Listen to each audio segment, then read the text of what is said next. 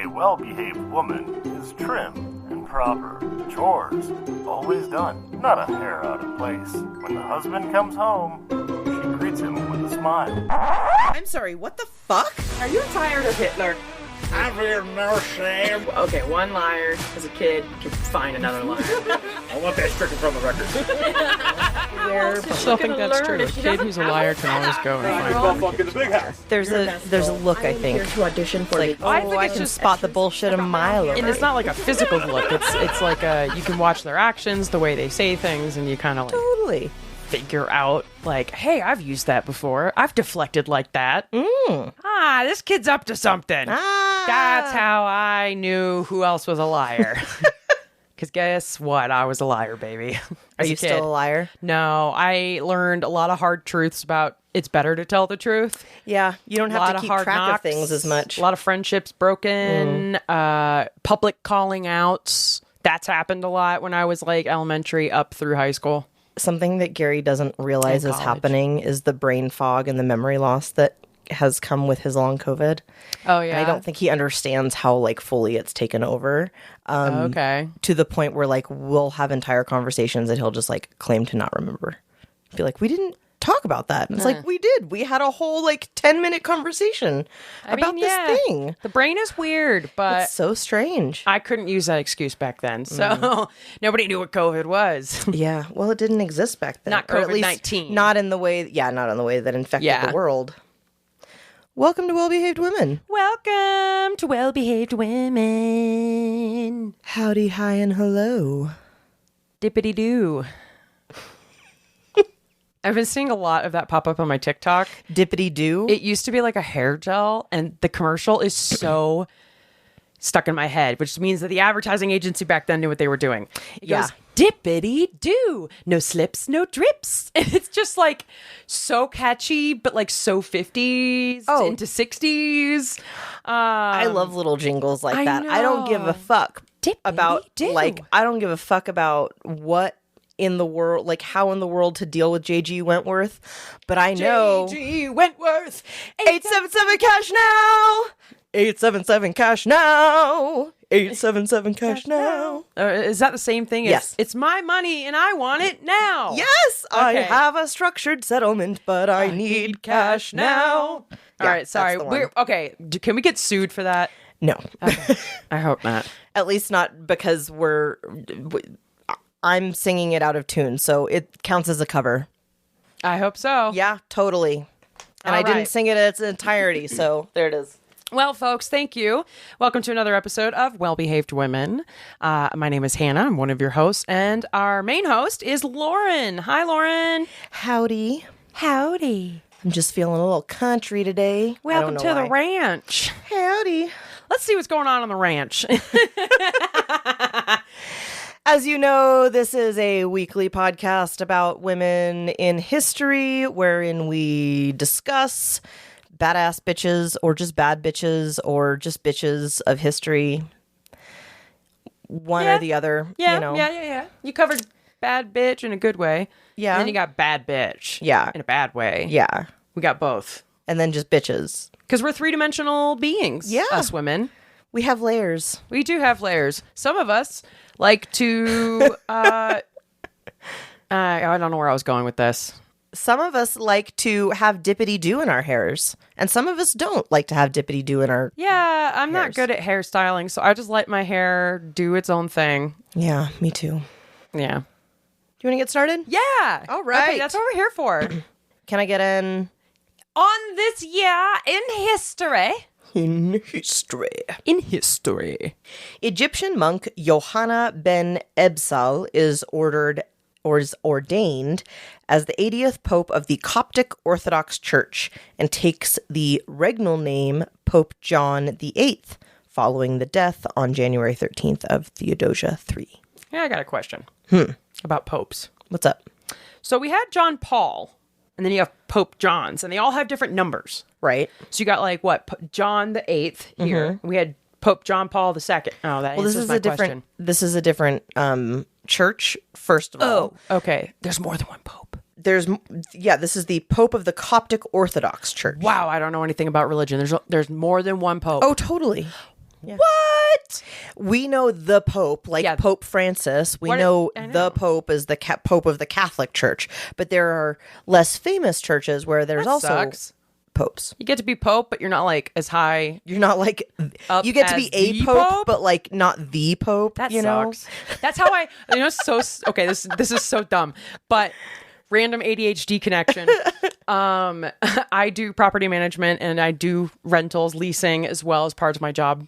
And one of them is that instead of saying master bedroom now, I try to say the primary bedroom. But now I've just been going, this is the bedroom. Primary bedroom. I know. And then I started saying, because it doesn't roll off the tongue. So I just started going, here's the bedroom, and that's a bedroom. So here's the Pope, that's a Pope. I feel so bad. He's the second bedroom of the religions. He's the like guest bedroom. Love it. Anyway, so that's history fact number 1 to try to help me figure out. Does not help me at all. So Johanna ben Ebsal is Pope John VIII. A fleet of 16 ships led by Jacques de Molay, the Grand Master of the Knights Templar. Henry II of Cyprus, the last European king of Jerusalem. Amalric of Tyre. Oh, Tyre? Tyre, sure. That's how I say it. It's in Amalric Lebanon. of Tyre, and an emissary of the Mongol leader Ghazan departs from the Cyprus port of Famagusta, and it begins a raid of Muslim-occupied cities in Egypt and Palestine before returning to Cyprus. Basically, they go on like a nice long odyssey. Right. Sorry, I'm not raids. sure if it's Tyre, T-Day, no idea. Whatever. We're American. We are moving on. I say we're American. That's the fact. We have dumb tongues. We have dumb tongues. Thank you. That's how I've been saying I it have recently. said it as I have an American tongue, but a dumb tongue is way better. I think it'll make other people from other countries laugh with us rather than at us, and that's my goal. I don't even care if you're laughing at me. Whatever. I do. I cry. Oh. Anyway, you can tell I'm off my rocker today. It's great. Wenceslas, Wenceslas II, king of Bohemia, Get it right. is crowned king of Poland in a ceremony at Gniezno near Poznan. Dumb tongue. Yep. Robert Winchelsea, the Archbishop of Canterbury. Oh, but arrives- Winchelsea you get. Winchelsea. I'm kidding. I didn't even get that either because No? it's Winchelsea. Oh, fuck. Robert Winchelsea, the Archbishop of Canterbury, arrives at Sweetheart Abbey in Scotland with the papal envoy Lumbardus to deliver a letter from Boniface VIII. Boniface? I don't know. Oh, Boniface? Boniface. Whenever I read it, that's how I say it. That's in my what I head. say, I'm so Boniface sorry, VIII. America, or not America, the world. Fuck off. I think this is England. Oh, well, I don't feel so bad. To England's King Edward I, Edward Longshanks, and he demands that Edward withdraw from the Kingdom of Scotland. All right, that's the fact that should be telling me because Edward I I usually leave the English bits stuff left for the last because it'll give you a little bit closer. Well, okay, so before we got to the English bit, I was thinking like 1098 came up in my head. Just that's the number. Okay. And Edward the First, because like he's probably descended from, I want to say from the Norman kings, because before that I was like Edmund, Edwith, before William the Conqueror, and that's 1066. And I feel like one of his sons might have been named Edward, so I'm going to stick with 1098. You get it by default because you're so fucking far under. Oh. You're off by like a 100 years. Stupid facts out like here. 200 years. You let me do that? I'm just kidding. Okay. 100% I let So you do what was that for the sure. year? The year is 1300 AD. Oh. Okay, so I was off by 202 years. Yep. You know, that's better than some days. Some days I'm off by like a millennia. Remember when he was off by like 4,000 years? How could I forget? I miss you, B. Oh, man. Oh, that was a good day for me. In a town called Belleville-sur-Vie, Lettice de Parthenay and her husband, nobleman Maurice IV of Montague of Belleville, and the Paluau welcome a little girl into their castle. So we're in Italy. No. Oh. You said Montague, and immediately I'm like, Romeo, Juliet, Verona, Montague. Italy. Belleville, Belleville-sur-Vie is the location here. Spain? The baby they would name Jeanne or Jean. We're in France again? Yep. Well, we're next to France. Oh, Belgium? We're in Brittany. I don't know geography, guys. It's Can okay. you tell We're I going got to a talk D? about it. This is a country that doesn't exist anymore, so Okay. don't worry about it. That's They're fine. French, though. This is basically it's Okay. a French. It's French. But just for It's a everybody French out there, I'll come clean. I got a D freshman year in geography, and I also got a D in geometry. Anything geo is not my thing. Damn geology. Even though I wanted to be a geology geologist. rocks. I know. Ross from Friends. So they named their daughter Jean. She's just ignoring the Friends comment, guys. All right, sorry. So obviously they're French. Yes. because they Jean. Oh, or yeah, Jen. obviously. Jen. It's okay. I'm gonna put my American tongue on it because Okay. we'll get into why later Yeah. on. I'm gonna call her Jean. Okay. But it's spelled Jeanne. Okay. It could be Joan. It could be Joanna. It could be Jean. It could be Jen. It could be whatever. Any number. There's so many pronunciations Yeah. of this. So I'm going to call her Jean. So we're just going to show you our full hand. We're American. This was the second child of Maurice, who had been married before Lettice, and he had a son from that first marriage. Okay.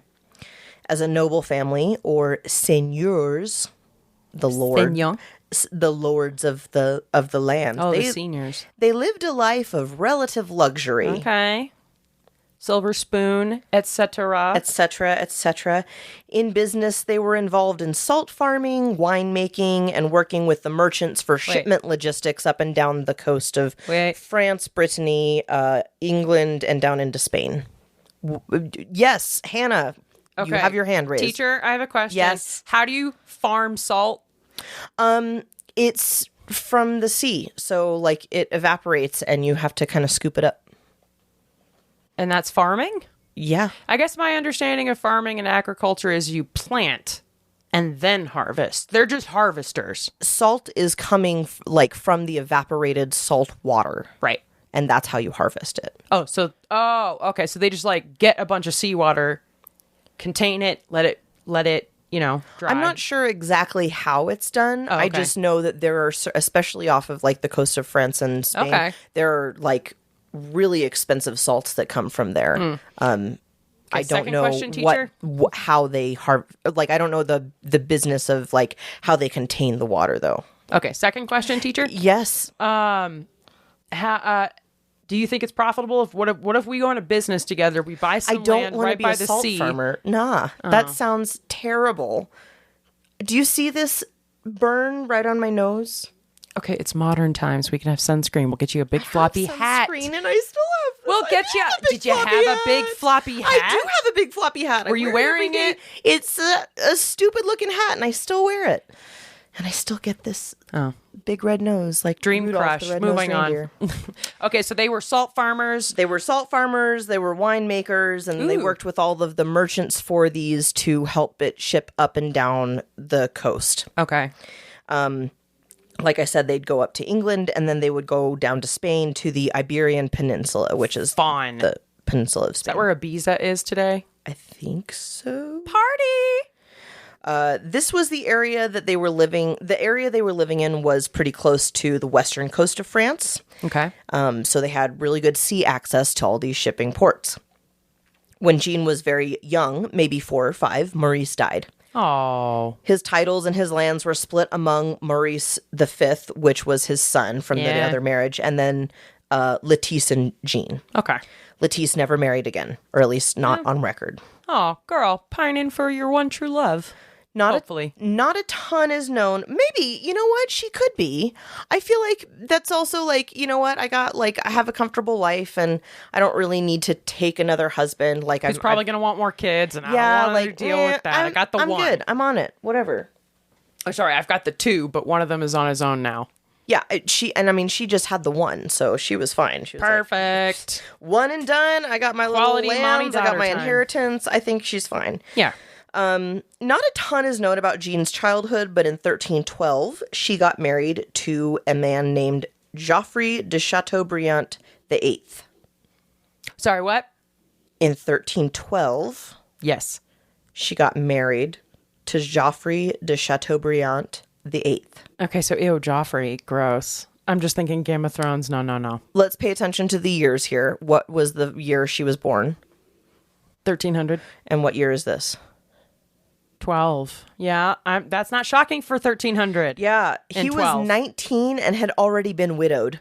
Like, his first wife had already died, and he already had kids. Oh my God. Well, I know. It's just a whole sucks. I thing. know. Yeah. I know. Just how many stories of women in history at this point, I know they're probably going to get married at 12. Like, there was like a king who married some girl from Spain who was like 12 years old. Yeah. Yeah. And then weren't they married for like 2 years before they, whatever. Yeah, they weren't married long before she became a widow. And then she had money. I mean, that's like the best you could hope for. The two seem to have had a happy marriage. They were married for 13 Interesting. years, and they had 2 babies. Is it only happy because she didn't know any better? I think they just lived a life of relative luxury. I think he also had titles and lands, Okay. and so like they were just, you know, it was easy to live a good life, whatever. Okay. Joffrey 9 was born in 1314. Oh, wow. 2 years. Okay, so then she'd be 14. She was 14 years old when she gave birth to her first God. kid. Yeah. Can you imagine? No. 14-year-old me What a like s- what a- stubbed her toe and died. I was still growing at 14. I cannot imagine a 14-year-old uterus. yeah. that- Growing pains and contractions. No, thank no, you. thank you. Louise was born 2 years after in 1316. Still. Just still, even at 16. But she's been through it before at that point, so. I mean, for all I've read, honestly, though, it seems like teen marriage was fairly common back then. So Yeah. choosing to be happy for Jean and Joffrey and their babies. Yeah. We're also, I read a little bit on it, and it does seem like widow marriage was super common back then. Yeah. You know? You were widowed and you were like, fuck, I still got to have money for the rest of my life. And I'm only 14 years old. I could live to 40. Yeah, exactly. I got another like 26 years to go. I got to fund it. In 1320, her half-brother Maurice V died. And since he didn't have So any... much death. It is death, but it's also like, I mean, Money. she was 20. They had a good 20 Yeah. years together. Since he didn't have any heirs, all the lands and titles and lordships went over to Jean. Excellent. This is what I'm talking about. This is what we play for. Yes. Bill Burr. Hell yeah. She was now the seigneur of Montagu. I don't know how to pronounce it. Montague is my best guess. It's Montaigu. Montagu? I don't know. I got nothing. I'm very All right. sorry. Just say Montague. 'cause we- Montague, yeah, because my American tongue can't deal with we it. only remember Romeo and Juliet here. She was now the seigneur of Montague and Bellevue. Belleville, not Bellevue. Belleville. Oh yeah. Isn't Seville, Belleville, Belleville, yeah. maybe? But basically, like, life was good. She Yeah. was the seigneur. She had command over these things. She had extra lands, extra Oh, yeah. incomes. She had 2 kids. She and her husband got I'd along. sign up to work for her. Yeah. I think. All of this was great until Uh-oh. 1326, Okay. when I don't know anything about 1326. Joffrey, The plague? Joffrey died. Okay, somebody died. Joffrey, her son, Her husband. And I say Joffrey, it's Jeffrey Joffrey. It's Yeah. Geoffrey. Jeffrey? I don't know. Ooh, I like that one though.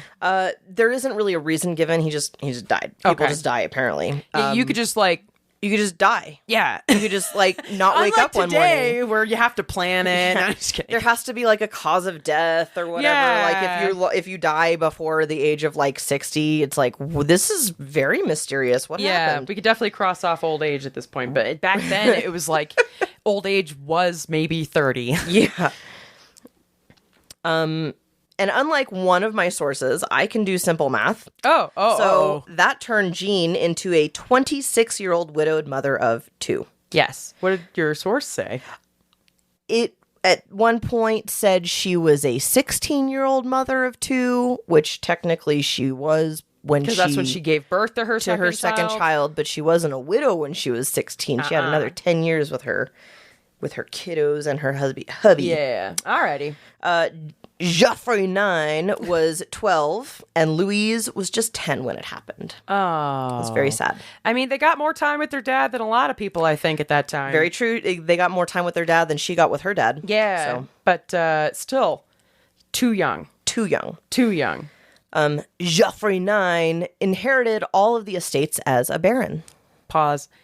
Where you just said Joffrey 9 made me think of omelette du fromage from Dexter's Laboratory. Yes! Omelette du fromage. Oh, Dexter, yes! Omelette du fromage? Yes, I love it. Oh my God, it's so funny. He's like, omelet with cheese. Omelet with cheese. Wasn't it that like he could speak French, but it was only one phrase? Yeah, it was omelette du fromage. Now, since Jeanne was young and her children were underage, they needed to be protected by a man. So she found herself another husband.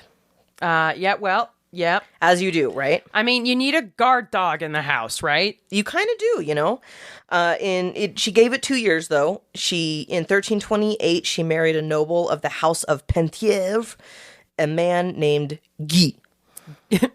Just Guy. G-U-Y. Guy. Or Guy. Guy. I don't know what Guy would be. He was also a widower. Again, Okay, yeah. Everyone's a widower in this story, just so you know. Everyone. She likes to buy used. She's frugal. Yeah, you know what? There's already inheritances in there. Yeah, no problem. she's, it doesn't matter if he's got a few dents. It's still working. So Guy was also a widower, but he was also the second son of the Duke of Brittany at that time. Oh, he has an inferiority complex. No, Oh. he was in a noble house. Like he had a lot of power. So they got hitched. And it was great for a little while. Enter the in-laws. Yay. The in-laws of Guy were a family we will call the de Blois faction. De Blois. It's B-L-O-I-S. De Blois. De Blois. De Blois? De Blois? I don't know. I'm took trying de Spanish. Blois. Yeah.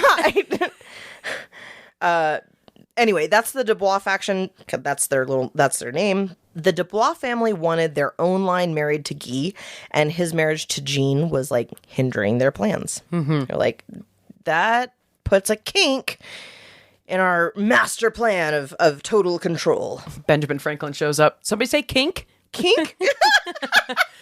This is like a couple hundred years too early. I but know. Excellent But reference. he jumped Thank through you. the timeline. Quantum leaped through time. And Yes. Did somebody say kink? I don't know why that came to my mind. I brought my cat of nine tails. I've been replaying Assassin's Creed 3 in my off time. Is and Benjamin he's Franklin in super there. kinky in it? No, you read one of his letters that he actually did where he talks about the benefits of sleeping with older women. And with all the talk today about how like it just seems so prevalent, men with power go for like really young women, and like it's been in my mind a lot lately. They can take advantage of the ignorance of young women. And it just makes me really respect that man sometimes. I don't know everything about him, but he was in a secret sex cult, we're pretty sure. In France, actually. But yeah, it just makes me think, I respect the man. Yeah. Older women of normal age, great. Totally. So something threw a kink in there. Yes. So basically, the marriage to Jeanne was hindering their plans to marry Guy off to one of their daughters. no. I think her name was Marie. I see. And they did what any good French noble family would do. They tattled to the church About what? about the fact that these two should not be married On what grounds? because we want him to marry our daughter. Oh, okay. And how are they related to Guy? They're like his cousins in some way. Got it. They literally laid a formal complaint with the bishops in the area who conducted an investigation, quote unquote, Quote unquote. and in order to quote unquote, protect the heritage, order to protect them. And protect the heritage of the Brittany line and the I'm trying to do the SpongeBob meme. The Pope annulled the marriage. Yeah, I think that's the SpongeBob meme voice. Whatever it is, that's what happened. Yeah, just imagine the fucking SpongeBob meme. Pope decided that the marriage can just be annulled. It's just Sorry, they didn't written go to into the history. Pope. They went to a Pope. No, they went to the Pope. Like the Roman. This is the Pope that's saying like this. in the Vatican? Yes. They went outside of their own The church? Pope. I think it was a French Pope at the time, but whatever it was. Oh, yeah, the sorry. Pope annulled the marriage. I don't know when the Vatican was established as like the main hub. Anyway, so basically, yeah, they tattled to the church and they're like, this is not okay. Yeah, so the Pope was like, yeah, you're not married. So basically it Rude. lasted for like probably less than 2 years. Oh shit! Did Jeanne and her new husband Guy like actually like each other? Yeah, they married because they actually got along. That sucks. She rebounded quickly, though. It's not a big deal. Oh, okay, get it, girl. The same year, she got married again to another widower. Okay, she has a type. Yeah, everyone has a type, and it's widower because you've all been married and all your spouses died. Yeah. This man's name was Olivier de Clisson. Sorry. No. Olivier de Clisson. I'm sure that's right. As with my dumb tongue thinks that's good. He was another noble Breton, and he had a castle, a manor house, and lots of lands. Okay. And he also had a son from his first marriage, Jeanne. Jean. So Jean. So now his new wife and his son have the same name. Pretty much. Wow. So maybe he just calls our Jean. Everyone wife. is okay from here on out. Almost everyone's name is Jean. No. Like it's. I will. Oh my we'll god! get So to now it. you have to number them like Terry Moses 1, Terry Moses 2, Terry 1 and Terry 2. Now Terry's- you gotta do the Terry's Moses. Jean 1 married to Jean. We'll get into it. Okay. We'll get into it. Now here's the rub, though. So on record, Olivier and Jean's first girl is a little girl named Isabeau. Now, Isabeau is said to have been born a number of years before the marriage to Olivier himself. I don't know if the two had been fucking for a while or if the years are wrong because the birth year for this girl is like between 1325 and 1328, which Okay. means that it would likely have been Jeffrey's Yeah. daughter, and at best maybe Guy's daughter. Unless she'd been fucking Olivier for a while. I don't know. I don't know whatever it was, but she's part of the de Clisson family. Yeah. I just don't know what's so. I mean, I guess maybe everybody's on a different calendar sometimes, depending on the source. I think so. I think a lot of it has to do with like Could be. shoddy record Because they have the same issue with Empress Matilda's birth year. Yeah. There's a lot of, I think back that far, it just gets pretty questionable. Yeah. And it depends on the record keeper and how drunk they are. Yeah, I wonder when the majority of the world anyway, at least the Western world, decided Gregorian calendar it is, all right? Everybody on board? I think there is a day for that, and it was Really? sometime in like the 1800s or some shit. Like, Oh, so it's way too recent. yeah, it's okay. super recent. Okay. Anyway, Isabeau came along, and they got married, and then they had a boy named Maurice. She named him after her father. Oh, that's sweet. I'm not doing that. He was born in 1333. Jean's joy at his birth, though, was short-lived because, unfortunately, the boy died the next year. Oh. Jeffrey 9 is 19 at this point. Louise is 16. And it's time for a new family. They're having other kids. Yeah. I mentioned they're nobles, so let's Yeah. talk about that for just a second. Oh, yeah. They're in the court. Jean was a lord of lands. She had properties and titles, and she gained an income from all of these things. Damn right. She was like a real live landlady. Yeah, no, she gets taxes. She wanted to make sure that her money was hers to do with what she would. And so at some point, and this was written into the contract of the marriage and then was like kind of contested. So at some point she took Olivier to court. Woo! Yeah. So part of the marriage contract had stipulations in there about the lands that she controlled and the inheritances for her first two children. The contract also stated she was entitled to a certain amount of income from Olivier's estates. And he had agreed to that. Yeah, if you didn't read the contract, that's not my fault. So the case was heard by the King of France, Yeah, who was he? Philip. Ah. And he ruled in Jean's favor. Oh. She won. The money went where it should. They continued on with their Fascinating. family. It was resolved amicably, and they moved on with their lives. And they were still married? Yeah. Oh, I love that. Progressive.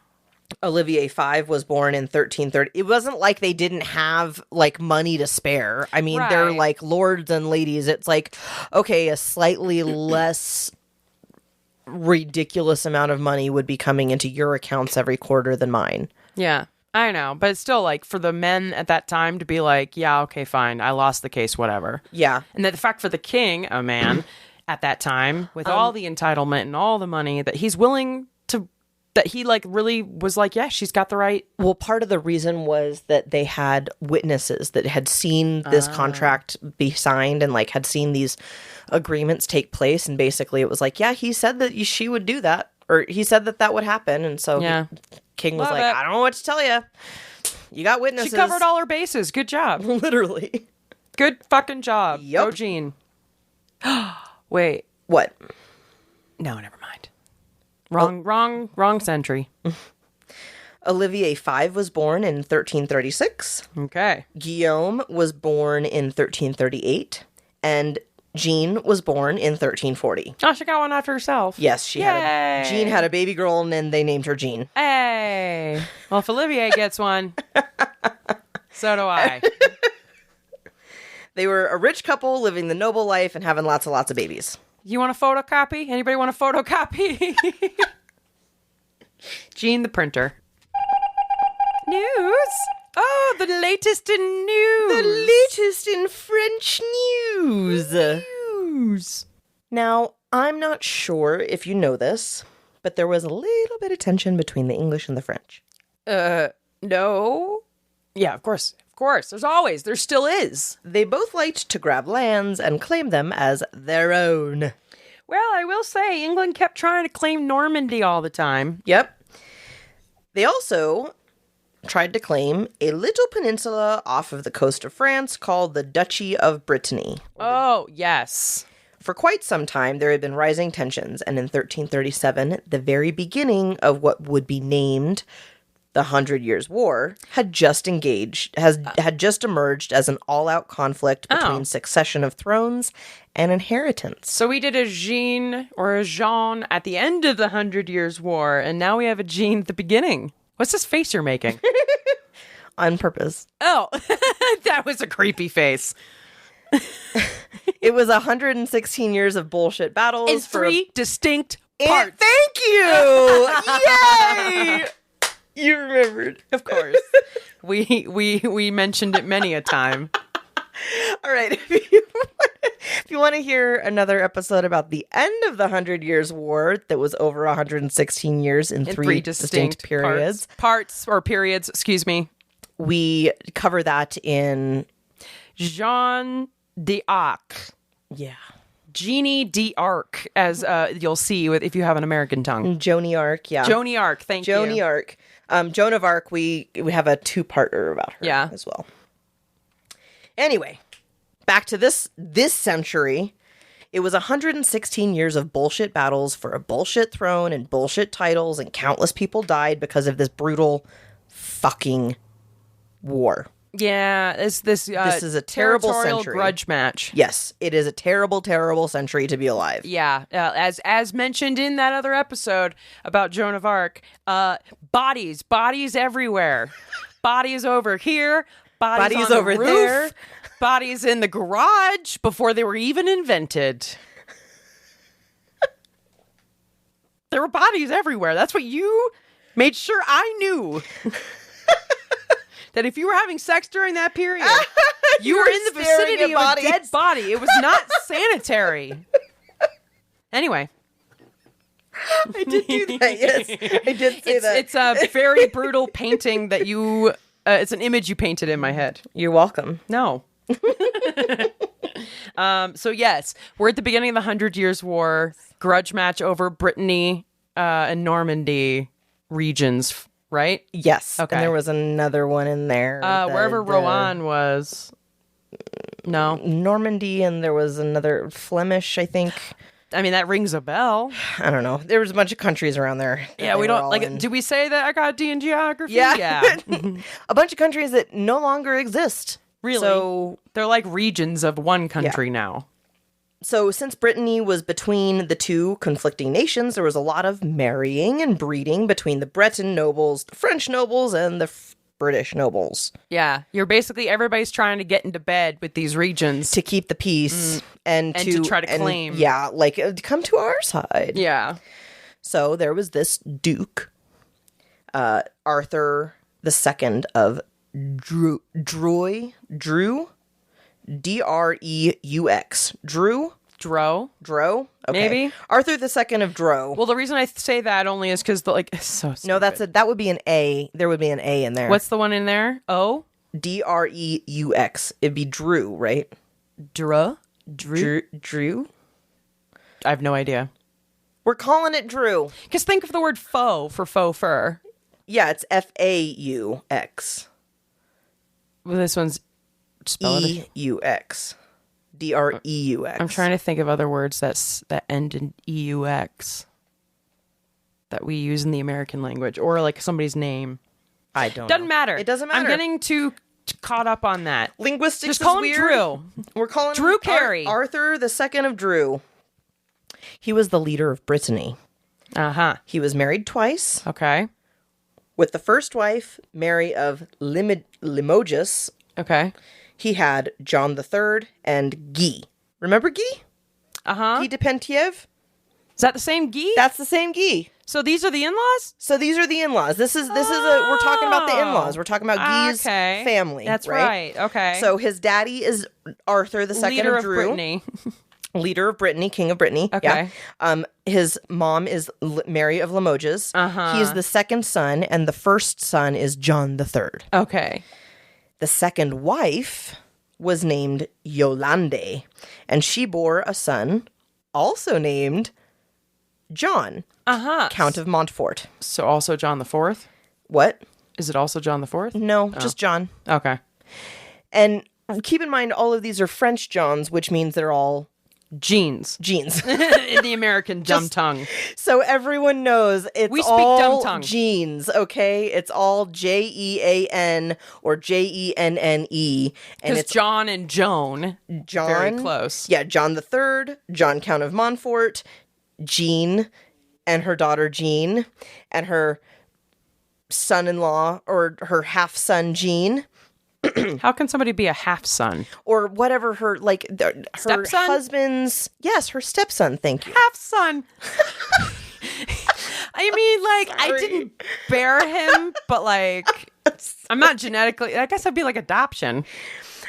Which it kind of is. I'm sorry. It's fine. It's fun. My It's apologies. fun. We're having fun. Oh my God. Stepson. Yes, that's the word I was looking for. Anyway, it's all genes. It's all... Yeah. And I figured it might help because we were talking about this earlier. Yeah. I figured it might help to explain this absolute soap opera of relations with a diagram. Yay. And since this story, the one we're about to talk about in this moment, is known as the War of the Two Jeans, Oh. I'm going to rename it the Jean Britches War because it's really Jean, Joan, and Joanna. But it's all French translations and they're all Jean, so we're going to do this. It won't be confusing at all, okay? Battle of what? Battle of the Jean Britches War is what we're going to call it. I was going to say Battle of the Jean Bitches. The official thing is like the Breton War of Succession or the Battle of the Two Jeans. I see. Or the War of the Two Jeans. But we're going to talk about the fight of the Three Jeans. Okay. All right. So John III came into power after his father Arthur, when Arthur died. John did not get along with or support the fact that he had a half-brother. Guy? No. No. He liked Guy because that was That's his full brother. Sorry, the But half-brother is... other John. John of Montfort, he didn't Jean's like John. John. Jean's John. Got it. No. No? John of Montfort has nothing to do with Jean yet. Oh. This is why it's so confusing. I know. I'm so sorry. It's okay. Okay. So History gets this way. Jean married Guy, and then they split. Yeah. So she moved on and she moved over here and married Olivier. So John the Third is John- our Jean's brother-in-law. ex-brother-in-law. Ex-brother-in-law. Yes. Okay, got it. Absolutely. Got so it. she is more connected to this side. Got it. And then over here you've got John of Montfort, and he's the half-brother. Who's his mom? Yolande. She's second the wife. second wife of Arthur of Dreux. Got it. Okay, I'm starting to kind of see it. All right. So John the Third, the ex-brother-in-law, he didn't like the fact that Yolande's son existed. Yeah, John the Fourth. Let's just call him John the Fourth for now. John the Fourth is He fine. didn't become king, but he wanted to, maybe. So John the Third also didn't have any kids. Okay. And knowing that there was a line of succession was like a little iffy, he looked to his full brother's, Guy's family. Yeah, like maybe my niece Yes, so we never finished the story of Guy. or nephew. excuse Guy me. had a very short-lived but eventful life after Jeanne. He had married before, like I said, and he had a daughter from that marriage named Jean. Jeanne. We're going to call her Levi Jean. Oh, Billie Jean. What? Billie Jean. Okay, Billie Jean. All right. Love it. All right, so I wrote it Levi Jean, but we can do Billie. No, you can do Levi Jean. I just because I we're don't we're wanna- I doing don't wanna jeans. It's all the trip you up. Britches. Yeah, so I we're don't we're doing Levi's. So after Okay. his marriage to our Jean, who we're going to call Wrangler Jean. Wrangler Jean. So our Jean is known as Wrangler Jean. Okay. Guy's first daughter from his first marriage is Levi Jean. After his marriage to Wrangler Jean, he was all set to marry a de Blois daughter named Marie, but he died before tying the knot again, leaving Levi Jean as an orphan. Aha. Because her mother had already died, and Oh. now she was a young... So John the Third could adopt her. he didn't really adopt her, but I think he took her in as a ward. A ward, He yeah. loved his niece. That's He what I wanted was good thinking, things for like as a her. ward. Yes. And so he named Levi Jean as his heir. Woo! Very House of the Dragon-y. She was going to be the person that inherited the title of the duchy, like the Duke of Brittany, Yeah. and be it as the leader after his death. Oh, and you know, Wrangler Jean was also a lady of wealth and power Yes, but because she was her in- own lord. Yes, but she wasn't in competition No, for no. a position. She was comfortable over here. No, being I know. her own I'm not little- saying that Wrangler Jean was in line, but I'm just saying, like, in terms of like the These are all rich experience- genes, by Yeah, the way. These are all very love it. rich genes in the Think very dynasty. rich genes family. All dynasty shit. But Levi Jean was not ever actually going to get the crown because a woman couldn't lead. Wait, so did Brittany have a crown? Or you? I don't know if it was a crown or like I think it was Maybe like it was like a I think circlet? It was a duchy. I think it was like the Duke or the Duchess of Brittany. But the was title. Yeah, Yeah, the title, So okay. whatever the title was, Got it. But the husband, that guy could, and so What a bullshit! It's hers by right. now we get into Levi Jean's husband was named Charles de Blois. Charles the Fat. No, de Blois. I'm always if it's Charles, I'm always except for either fat or ears. So Levi Jean's dad was Guy, and Guy's marriage to Jean to Wrangler Jean Was his first? cut Or no? because of the de Blois faction. The de Blois then didn't get to marry him to their daughter Marie. Yeah. And so they took the next generation, they took Levi Jean and married her to the next generation of de I Blois, see. Charles. So they made So they that eventually partnership. got in there. Yeah, they got it. They made that But wait, I partnership. keep forgetting. So Levi Jean's mom is who? Levi Jean's mom is the first wife of Guy de Pentiev. Okay, so not Wrangler. No, it's the woman he was married to before Wrangler. Got it. Yeah. All right. Thank you for helping me clear that up. You're welcome. I'm mostly there. Okay. With our nicknames, I think I can do it. I am trying so And hard you're to doing make great. This is an incredibly confusing way of explaining this, but it's also a confusing story and I'm trying. I'm very sorry if you guys don't understand. That's okay. Okay. If everybody was taking notes, maybe it's starting to come together. So Charles de Blois is now the partner marriage to Levi Jean. Levi Jean, and that's the Duke of Brittany line of succession kind of thing. Got it. Charles de Blois was also French AF. Yeah. Yeah. As the stereotypical American depiction of French. Yes, Sorry. absolutely. We apologize, but it helps us remember. Now let's talk about the half-sibling. John the Fourth, or Of Charles? Yeah, the half-sibling of John III and Guy. Guy. Okay. So Yolande's kid, John IV de Montfort. That's right. John de Montfort, he was the younger half-sibling. His mother's side of the family had ties to England. Mm-hmm. He was disinherited from his father's wealth and titles and land for virtue of being the younger son from the second marriage. Yeah. So all of Arthur's, like, inheritances went to John III and Guy, and it was never going to go to John of Montfort. You're just going to be rich, not powerful. John and John pretty much never got along. No. Almost never. Because John 3's like, you took my name. What you trying to do? Your mama took my name. Yeah. But in 1340, the two reconciled. Interesting. I wonder what brought them together. I don't know. No. I don't know what it was. It wasn't important. By this time, John of Montfort had married Joanna of Flanders. That name I know. We're going to call her Cherokee Jean. Cherokee. I wonder why. Wrangler Levi Cherokee. I've never heard of Cherokee jeans. What? You probably had rich parents. We They were were cheap jeans. yeah, we were middle class to upper middle class. Yeah.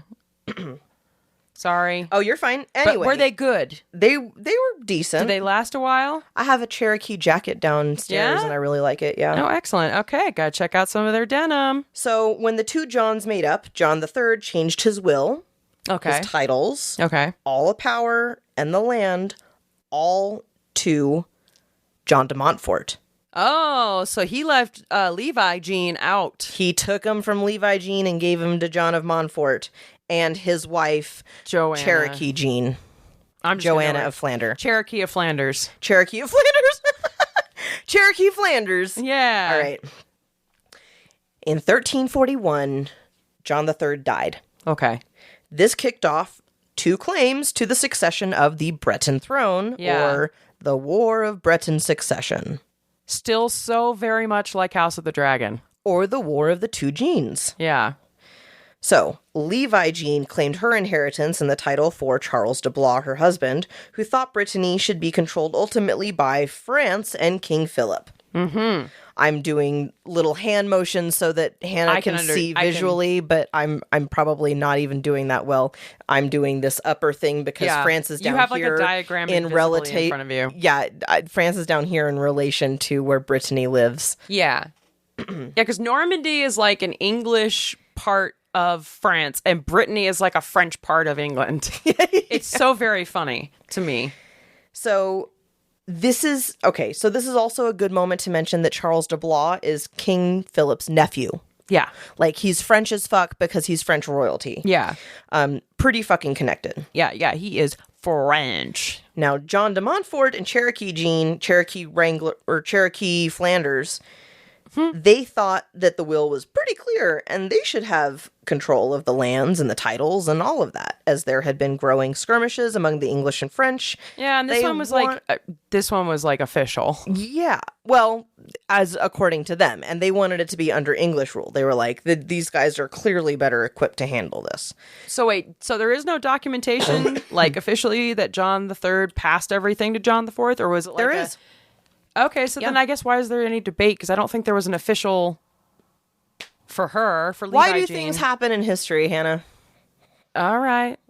Underhanded Because they do, deals, yeah. back rooms, like Because they do. the room where it happened, the room where literally, it happened. okay, and maybe like the man was losing his mind over the last couple years. Could maybe be. I don't know, something, whatever.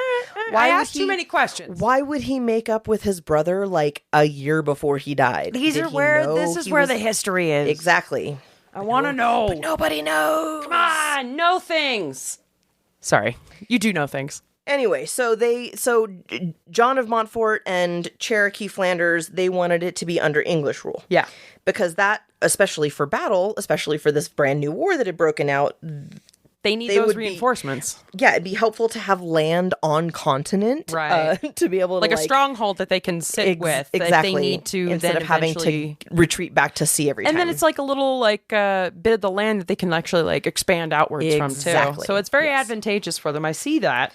So they fought and they fought and they fought some more, and people died, and it was all out war. Bodies, bodies, bodies, Bodies. bodies everywhere. Oops, I tripped on one. Let the bodies hit the floor. Ouch.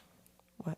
Gruesome. They're all hitting the floor. They're dying. Mine was like sing-songy fun, and you're like, bodies, bodies everywhere. You weren't doing it that let way. the bodies hit the floor. I know. I'm joking. No, don't cry. It's okay. She's not really crying, guys. It's okay.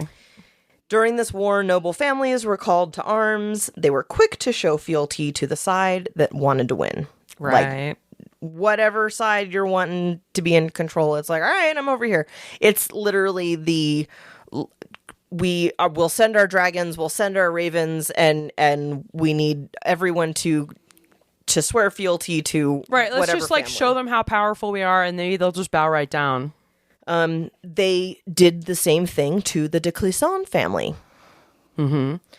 All of 3 of the de Clisson brothers all swore fealty. Yeah, they just don't want they don't want to deal with it. They're Right. like, look, fine. Just So- leave us alone. So we're bringing Wrangler Jean back in by Yeah. way of her husband, Olivier. So Olivier and Garnier, yes, Fruities. they were both on the French side, full stop. They're with Levi Jean and de Blois. Right, they're French all the nephew. way. Yeah. Olivier went to fight at Charles's side because they were old friends. They were good buddies. You know what? I'm sorry to say. I was about to say they bleed red, white, and blue, but then so English is also Oh. red, white, and blue. And so is French. I know. Exactly. It's red, white, and blue for France. Red, white, and blue. It's the war of the red, white, and blues. Where's America in this bitch? We're not here yet. Thankfully, nowhere. No. There was an indigenous America. I wonder And what it their was- flag colors would have been. Nothing. They didn't They have didn't need flags. to. No, they didn't need it. But the third brother, Cool. Amaury de Clisson, joined the English side. He went and fought with John de Montfort. Yeah. Charles knew this happened, and he was really upset about it. He wanted this all is- of the de Clisson brothers, and he was like, why would he betray? Yeah, I thought we were buds. What the fuck happened? It also made him a little bit paranoid about his so-called friends. Uh-oh. Yeah, because he had some quote-unquote friends betray him and just immediately swear fealty. No fight. So Olivier was loyal. He even offered his manor house as the headquarters for the French side. During one of these battles, Olivier and a number of other soldiers and high-ranking officers were captured and held hostage by the English.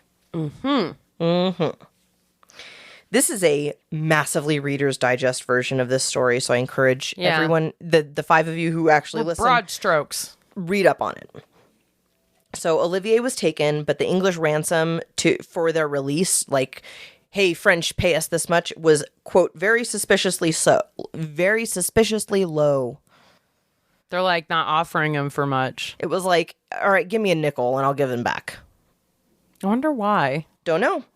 But whatever it was, it made Charles even more paranoid about the possibility that there was a reason, a bad reason, they were being released back into his custody. Oh, yeah, they wanted to give... It this compounded person- this idea that the de Clisson was secretly working for the English. Somebody's up to something. Yeah. Okay. He obviously hadn't defended the French lands well enough against the English. He'd let them take it, and then they were just giving him back. That's obviously a spy. Yeah, this is clearly something... This is a red flag. Something's happening. Yeah, exactly.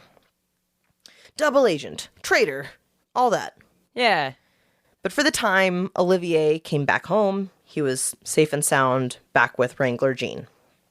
He's just cancel out the noise. I just want to hang out with my wife. Yeah, he was over it. He was like, my wife! My wife! I can't do it right. I've literally never seen that movie. I only Really? know the memes Oh, it's from true. it. Yeah, I don't know. That's the main one I remember.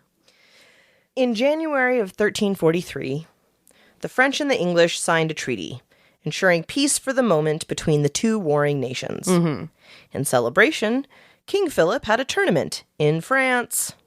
In France. Olivier and a number of other Breton and Norman nobles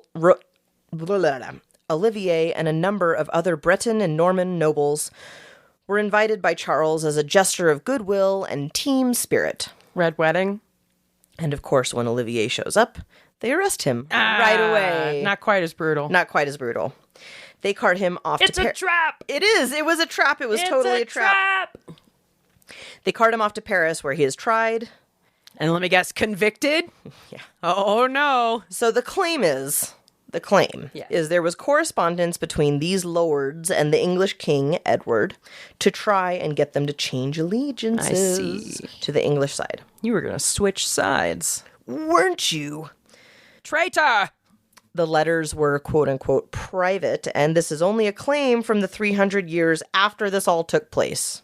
So nobody even got to see the letters? No, there's probably zero actual allegedly evidence. there were letters. It was allegedlys. Yeah, all of it was allegedlys, and there was never evidence. Roll up my sleeves for this bullshit.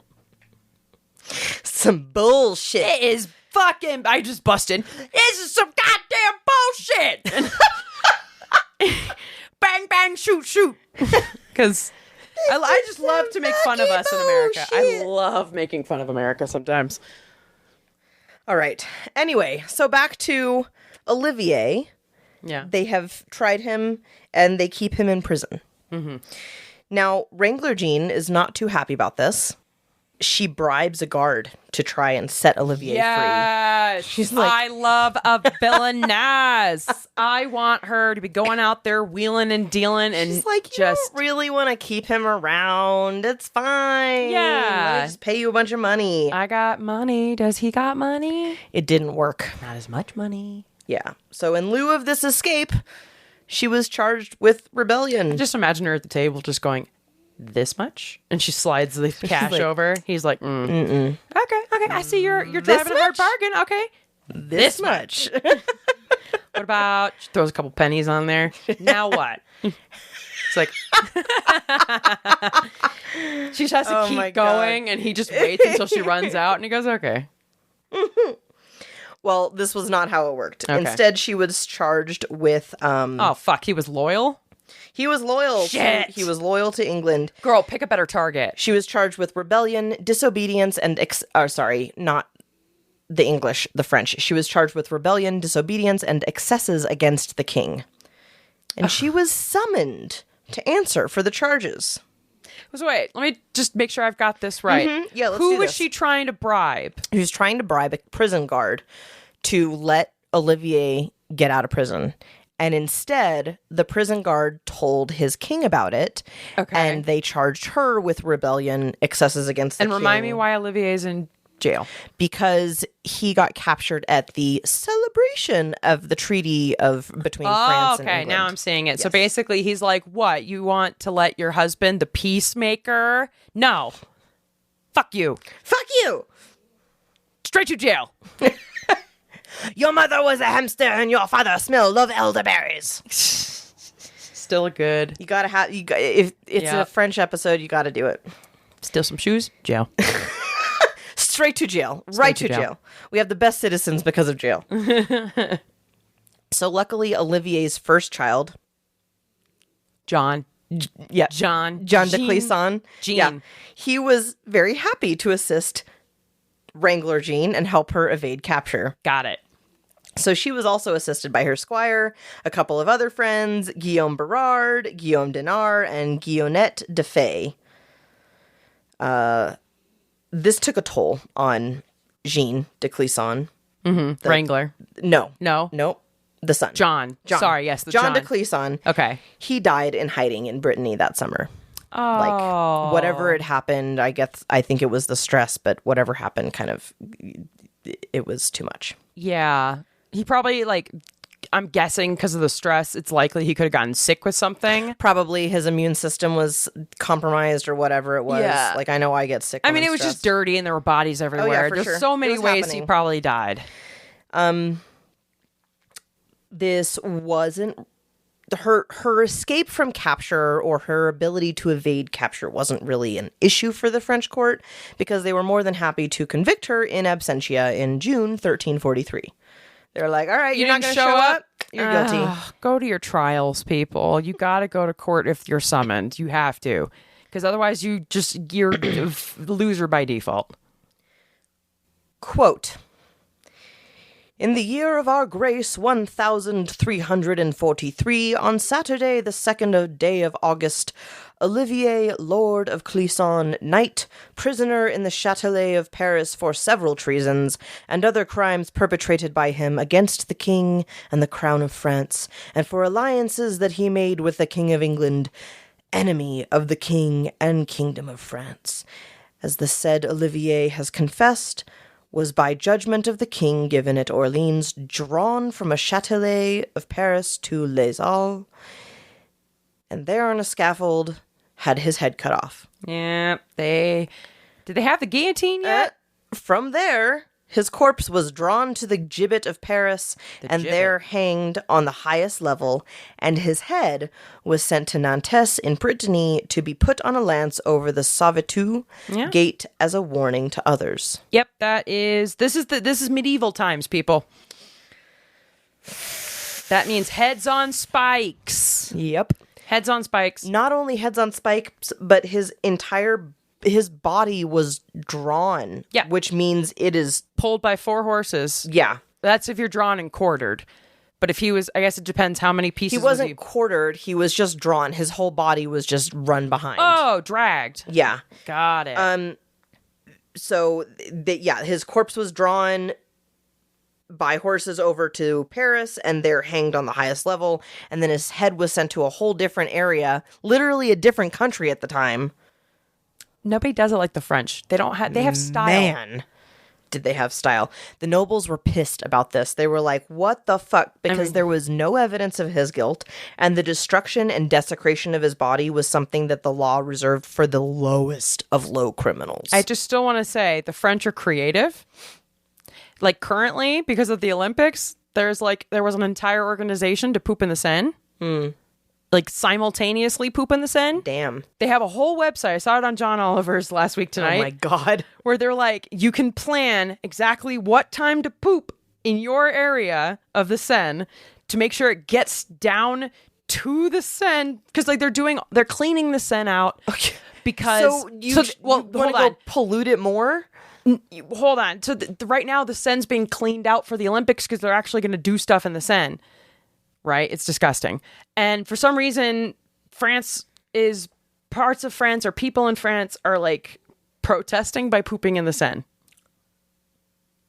I don't know what they're protesting exactly. Amazing. But they're protesting something having to do with the Olympics. Disgusting. And they're trying to get it so that everybody's shit ends up at when the Olympics and stuff. Wow. Like this is creative, but bad in this particular Olympics instance. Absolutely horrendous, honestly. Because people will be in there. They're going to get splashed. I don't want you... no matter how horrible this is for your city, you should not be letting people get splashed with poopy water. I agree, but I will say it's creative. And I hope nobody does it. Just for human safety factors. And people and disease, just don't.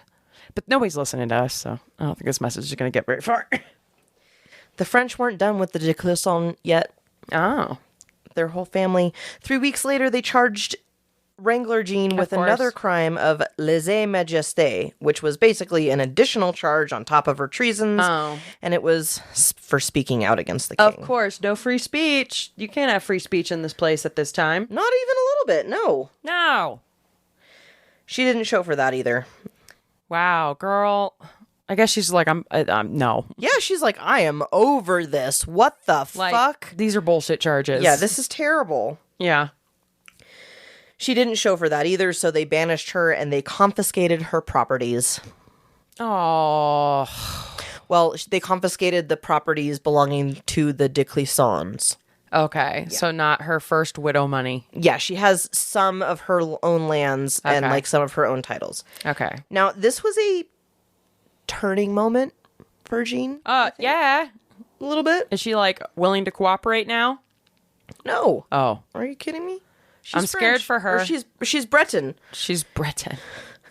For the whole family, it was pretty much a turning point.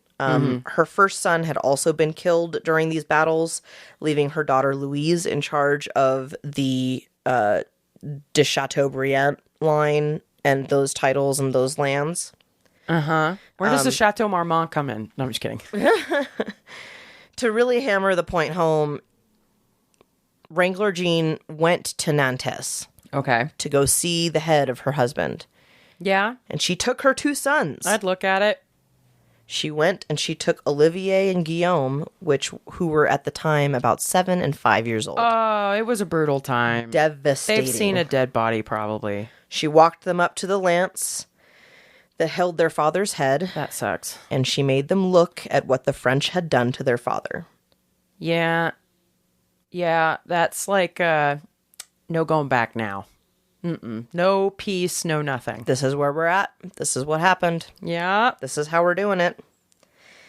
The imagery did exactly what they needed it to. Right. It radicalized the sons as well. Yes, for sure. Oh, that's terrible. You don't want to radicalize children. She swore vengeance for her murdered husband Of course. and their murdered father. Just keep your kids out of it.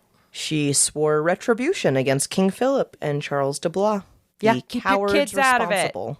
Keep your kids out of it.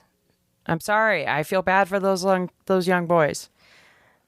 I'm going to tell you right now, just get over that. I know. Get this is a over different it. time. I'm just looking at it with a modern lens. She and her sons swore retribution against King Philip and Charles de Blois, who were the cowards that were responsible for their death. Yes, I understand that. And that's where we'll pick back up for part 2. Ooh, a vengeance tale cliffhanger. I like that. That's a good cliffhanger. You know, you got young sons. It's like very Game of Thronesy. It's getting me so pumped up for House of the Dragon tonight. I can't get over it. History itself is a soap opera. Literally, It really is. Just Sometimes worse. we learn this over and over again. Sometimes worse. Yeah. Sometimes much worse. Yeah, this is so heartbreaking because, like, you know, she had a couple, political or at least, advantageous marriages that maybe weren't, super love based. But, it seems like this one, they really came together in a loving relationship. And now her husband's ripped away, all for wanting to make peace. Yeah. For a treaty for peace, and the king is butthurt. It's not even about the Treaty of Peace. It was about the fact that at one point the English were willing to let Olivier go for too little money. Oh, the red flag. That wasn't his fault? There was no red flag. It was just when Olivier got captured, they were like, you can have him back for a quarter. And Charles just decided that meant that he was obviously a spy. Oh, that's right.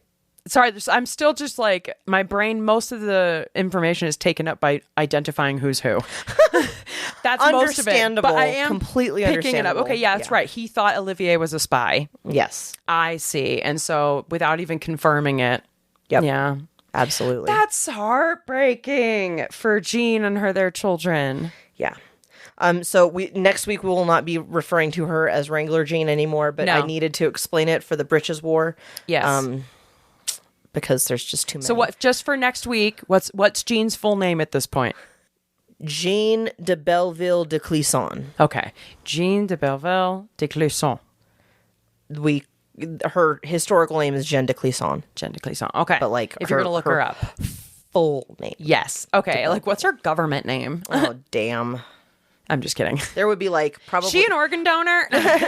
I wonder if that's also I don't know how they did names back then, but I I wanna think say she it's kept her family name and then she took her husband's name. Yeah. But does she lose her husband's name whenever they die or whenever they get divorced? Did she add them on top? Was it 5 names by that point? I think it's you hold the title until it passes. I don't know. I would have to take a class and learn. It'd be Jeanne de Belleville de Chateaubriand de because you have Joan of Flanders. Penthièvre de Clisson. I think if you're in the nobility because you run that area, you take on the region's name. Oh, maybe that's what it is. I is think the so. lands of this. So, is, you're Joanna of Flanders. Yeah, because the lands and the titles go together.